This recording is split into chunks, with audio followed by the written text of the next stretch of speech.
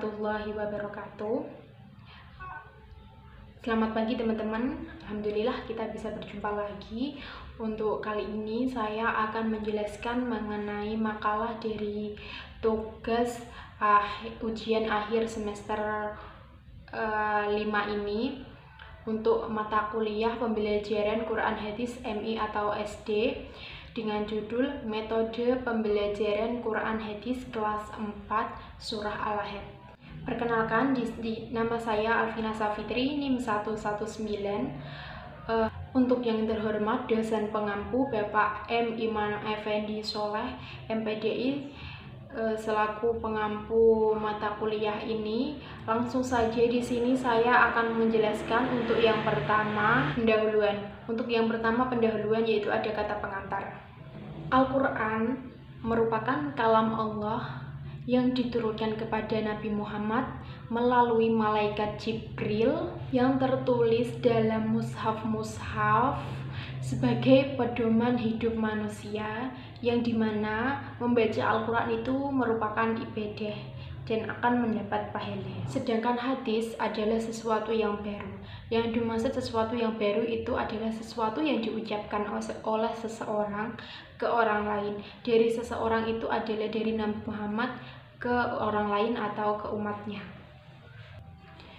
Pembelajaran Al-Quran hadis itu ditunjukkan supaya anak-anak itu bisa membaca dan mengerti akan Al-Quran dan hadis, karena di anak MI itu adalah awal dari seseorang itu menuntut ilmu. Jadi pembelajaran awal itu Al-Quran dan hadis harus ada, supaya nantinya anak-anak juga langsung paham dan mengerti akan Al-Quran dan hadis. Tapi pada posisi ini Al-Quran dan hadis lebih menekankan pada membaca, menulis, menghafal, mengamalkan, dan mempraktekkan serta memahami Al-Quran dan hadis secara keseluruhan.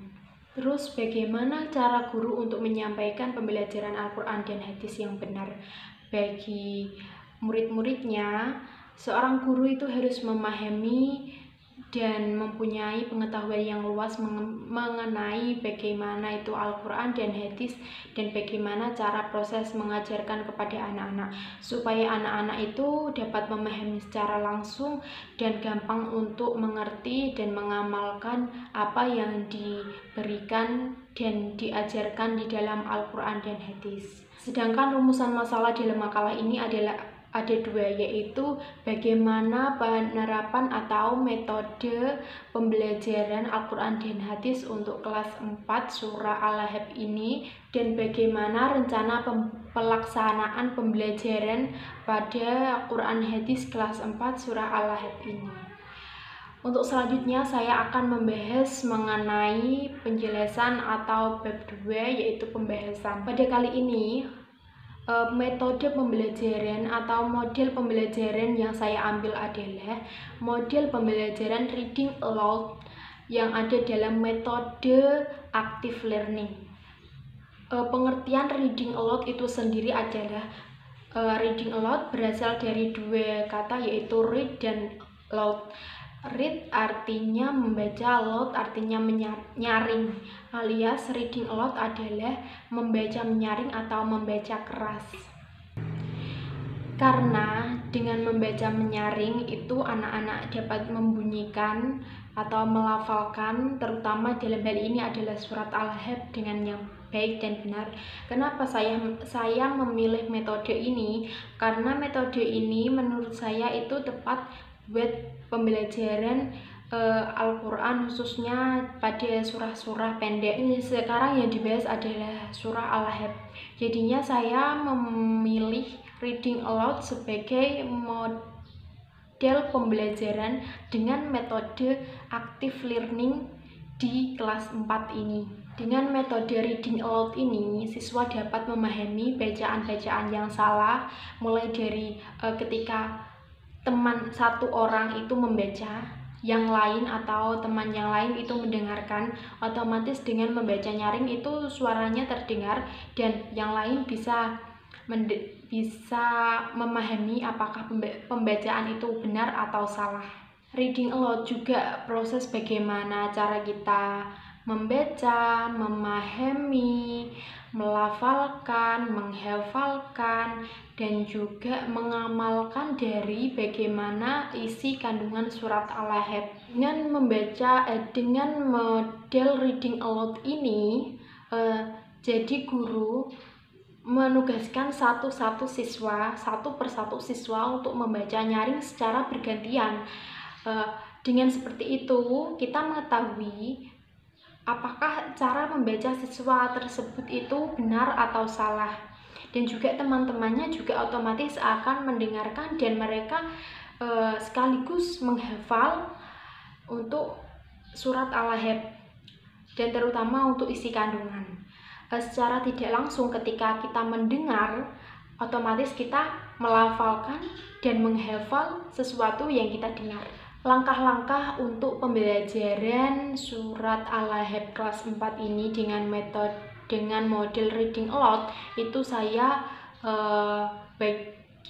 sebutkan ada 5, yaitu ada mengamati, ada bertanya, ada mengekspresikan, ada mengasosiasi, ada mengkomunikasi, dan juga di antara kelima itu nanti ada sub-subnya yang bagaimana langkah-langkah kita untuk menerapkan model reading aloud di metode active learning kelas 4 ini pada surat Al-Lahab. Untuk yang pertama yaitu guru akan menjelaskan mengenai terlebih dahulu surat Al-Lahab itu dan isi kandungan.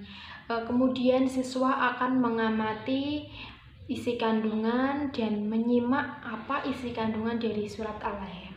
Untuk yang kedua, bertanya atau menanya, yaitu dengan nanti siswa ditanya mengenai penjelasan tadi yang dijelaskan oleh guru, dan juga siswa akan bertanya, jadi timbal balik antara keduanya.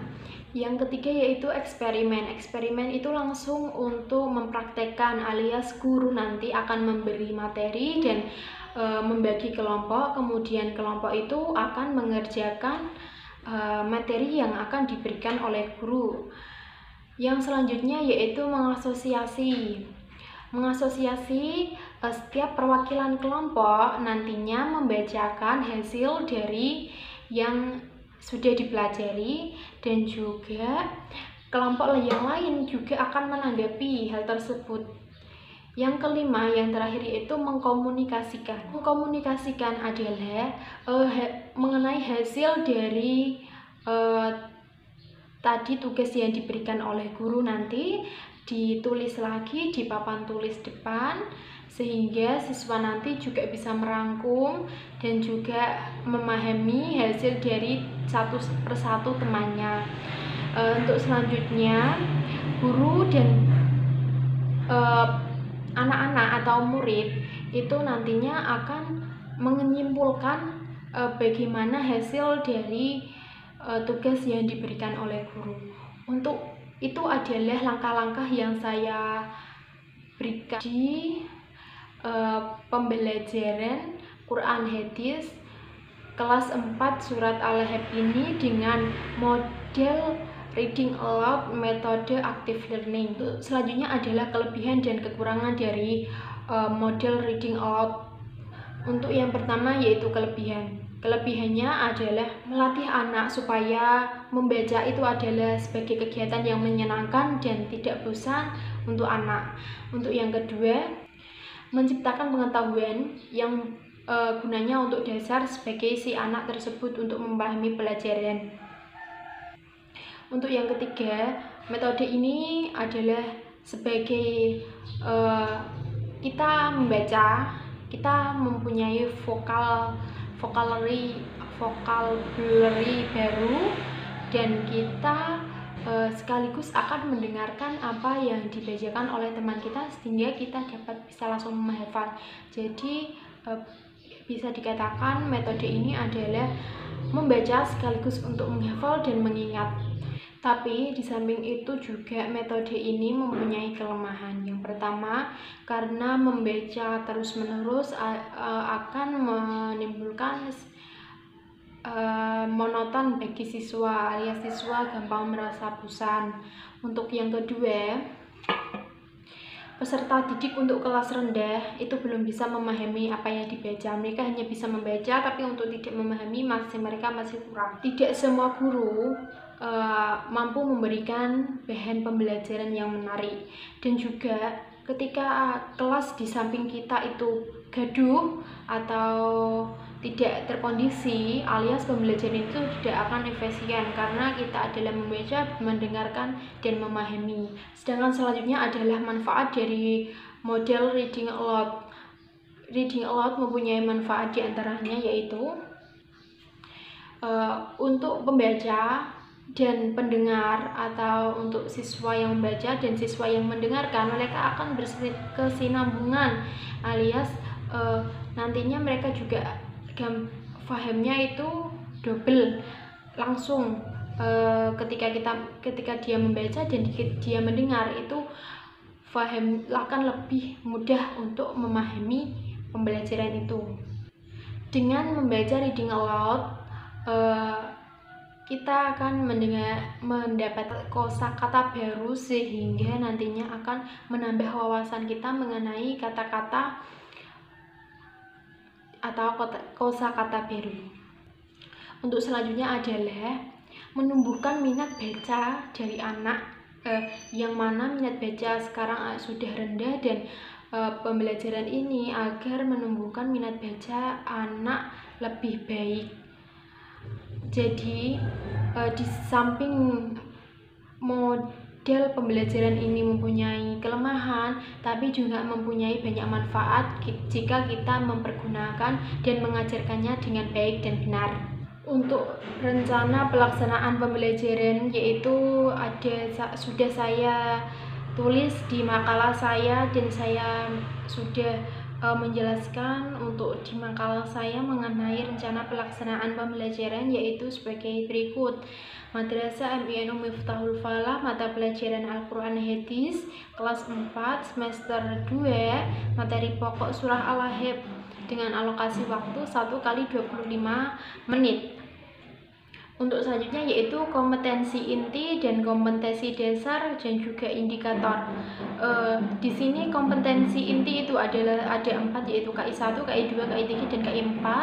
Untuk selanjutnya kompetensi dasar dan indikator itu ada 4. Sedangkan selanjutnya yaitu tujuan pembelajaran, yaitu melalui model reading aloud dengan metode active learning.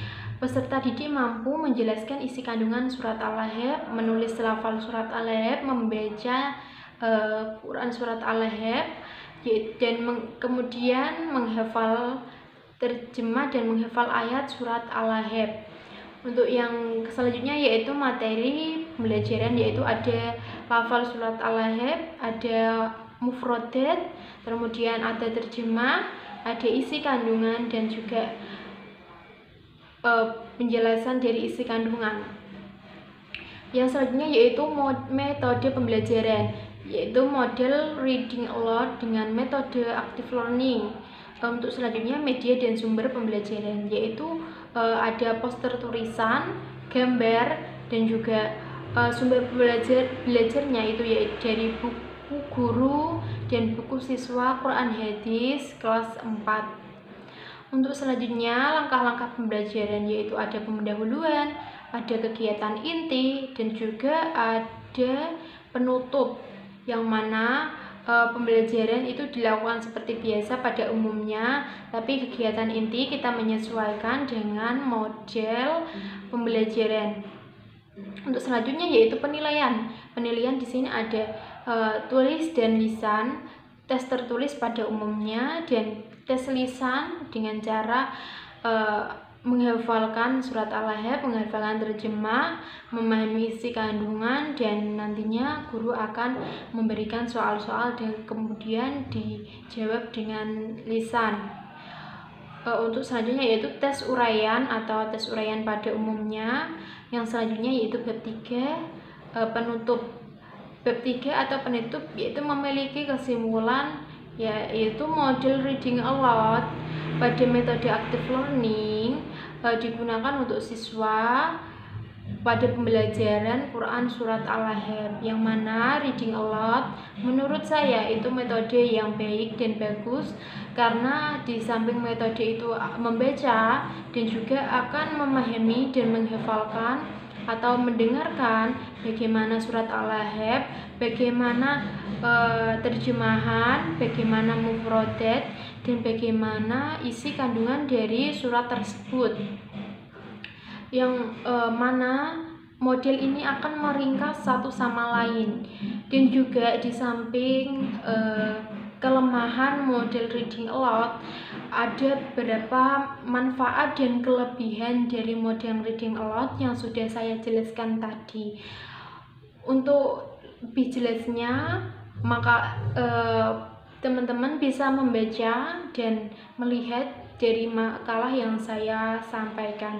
Untuk selebihnya, itu yang dapat saya sampaikan mengenai makalah yang saya tulis dan saya tulis untuk tugas akhir semester 5 ini pada mata kuliah pembelajaran Quran Hadis MI atau SD. Selebihnya saya minta maaf yang sebesar-besarnya jika ada kata-kata atau tutur kata yang kurang berkenan atau yang salah atau yang kebolak-balik, saya minta maaf. Kurang lebihnya seperti itu. Terima kasih atas tanggapan dari teman-teman dan juga atas partisipasi dan juga atas teman-teman yang sudah menonton video ini. Kurang lebihnya, wassalamualaikum warahmatullahi wabarakatuh.